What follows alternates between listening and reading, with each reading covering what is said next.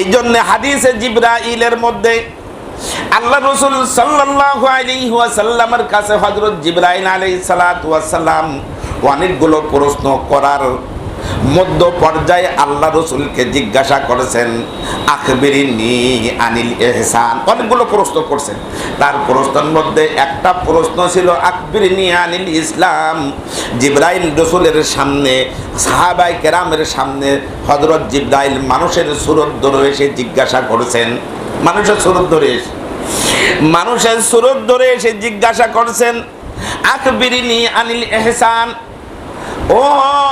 ও আল্লাহর দোস্ত, ইহসানের সংজ্ঞা কি? ইহসান কারে বলে?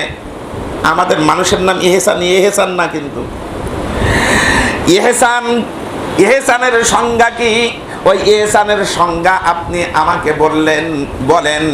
রাসূলুল্লাহ সাল্লাল্লাহু আলাইহি ওয়াসাল্লাম তখন ইরশাদ করলেন, আনতা আবুদাল্লাহা কাআন্নাকা তারাহু। তুমি এমন ভাবে নামাজ পড়বা, এমন ভাবে কোরআন তেলাওয়াত করবা, তুমি এমন ভাবে রোজা রাখবা, এমন ভাবে দুরূদ শরীফ পড়বা, এমন ভাবে তুমি জিকির করবা কেমন জানো তুমি আল্লাহকে দেখছো। আল্লাহ তোমার সামনে আছে, তুমি আল্লাহকে দেখছো। কথা বলেন না কেন? তুমি আল্লাহরে দেখছো, এই মনে করে তুমি কি করবা? ইবাদত করবা। আকবিরনি আনিল ইহসান ক্বালা আন তা'বুদাল্লাহা কাআন্নাকা তারাহু। রাসূল বলেন যে তুমি ইবাদত করবা এইভাবে, কেমন জানো তুমি আল্লাহকে দেখছো। কেমন জানো তুমি? ওরা আমরা কি আল্লাহরে দেখতে পাই? কথা বলেন না কেন? কিন্তু আল্লাহ তো আমাদের দেখছেন, আল্লাহ তো সামনে আছেন। কথা ঠিক না? দুনিয়ার যে কাজ করেন না কেন, সব কাজের মধ্যে আল্লাহ, সব কাজ আল্লাহ দেখেন। পানির নিচেও যদি রোজা অবস্থায় কেউ এক ঢোক পানি পান করে, সেখানেও আল্লাহ দেখে না? কথা বলেন না কেন? রাতের অন্ধকারে, আমাবস্যার রাতে আবার মেঘ হয়েছে, প্রচন্ড মেঘ। এই মেঘের মধ্যে, বর্ষার মধ্যে যদি কেউ খারাপ কাজ করে, গুনাহের কাজ করে, সেটাও আল্লাহ দেখে না? কিন্তু রাসূলুল্লাহ সাল্লাল্লাহু আলাইহি ওয়াসাল্লাম জিবরাইলের কথার উত্তর দিচ্ছেন, আনতা আবুদাল্লাহা কাআন্নাকা তারাহু। তুমি নামাজ পড়বা তো মনে করবা তুমি আল্লাহকে দেখছো। তার মানে হাজির হুজুরে কলব দিয়ে, একাগ্র মন নিয়ে, একেবারে খুশু দিয়ে কি পড়তে হবে? নামাজ পড়তে হবে যে আমি আল্লাহকে দেখছি। আল্লাহ রাসূল মানে ফাইল্লাম তাকুন তারাহু, তোমার চর্মচক্ষে যদি তুমি রাসূল আল্লাহকে না দেখো, তুমি যদি আল্লাহকে না দেখো, ফাইন্নাহু ইয়ারাক, তুমি মনে করবা যে আল্লাহ তোমারে দেখছে। এই জন্য এমন ভাবে নামাজ পড়তে হবে, মাঝে মাঝে মশা কামড়ালেও থাপড়ানো, মেরে ফেলা যাবে নামাজের মধ্যে, যাবে না? বুঝাতে পারলাম না? পায়ে মশা পড়ছে, এখন মশা পড়ছে, নামাজও পড়ছি, মশাও পড়ছে, মাঝে মাঝে মশাও তো মারা যাবে। কথা বলেন না কেন? তাহলে বোঝা যাবে যদি ওই রকম হালত হয়, নড়াচড়া করে। আর আসলে মাসআলা হলো নামাজের মধ্যে নড়াচড়া করা যাবে না। নামাজের মধ্যে নড়াচড়া, কথা কি বুঝে আসছে? এ প্রসঙ্গে একটা মাসআলা আপনাদেরকে বলি। মাসআলা হলো, করে বুঝেন, কেউ যদি নামাজের নিয়ত করার পরে নামাজের হালতে ইচ্ছাকৃত কেউ যদি গলা খাকার দেয়, তার নামাজ ভেঙে যাবে। তার নামাজ কি যাবে? কথা বলেন না কেন? নামাজ ভেঙে যাবে। অনেক সময় ইমাম সাহেবের দিকে রাতে একটু জোরে পড়ে, তো পিছনে গোলা খাকার দেওয়া শুরু হয়ে যায়। তার মানে হুজুর মশা কামড়াচ্ছে, তাড়াতাড়ি নামাজ শেষ করে। কি বলেন? কথা ঠিক কিনা? নামাজ পড়তে হবে কাআন্নাকা তারাহু, যেন তুমি কারে দেখছো?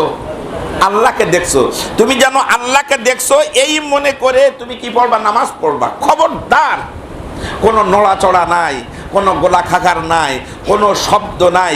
ধীর স্থির ভাবে একাগ্র মন নিয়ে ইবাদত করলে, নামাজ পড়লে ওই নামাজ মালিকের দরবারে পৌঁছে যায়। সুবহানাল্লাহ বলবেন না? আর যদি মন এদিক ওদিক, দোকানের হিসাব, ঘেরের হিসাব, বাড়িতে গ্যাঞ্জাম করে আসছে, বিবির সাথে সেই গ্যাঞ্জামে বাসায় যেয়ে কেমন করে তার সাথে মিউচুয়াল করবে, তার সাথে কেমন করে মিটায়ে নেবে, সেই হিসাব যদি নামাজের মধ্যে হয়ে যায়, আর ওই অবস্থায় ইমাম সাহেবের যদি আল্লাহ না করে কোনো ভুল হয়ে যায়, তাদের লোকমাও তো হবে না, ইমাম সাহেব তো ভুল দেখতে পারবেন, লোকমাও দেবার লোক হবে না, নামাজ কি হবে? কথা বলেন না কেন? এই জন্য যা আছে সব মসজিদের বাইরে রেখে আসতে হবে, মসজিদের মধ্যে প্রবেশ করতে হবে কেমন করে? আনতা ইবুদাল্লাহ কাআন্নাকা তারাহ, তুমি নামাজ পড়বা এমন অবস্থায় কেমন যেন তুমি আল্লাহকে দেখছো, তুমি জিকির করবা এমন ভাবে কেমন যেন তুমি আল্লাহকে দেখছো, তুমি ব্যবসা বাণিজ্য করবা, এই ব্যবসা বাণিজ্য করতে যে মনে করবা তুমি কেমন যেন আল্লাহকে দেখছো, চাকরি বাকরি করবা সেখানেও মনে করবা আল্লাহকে দেখছো।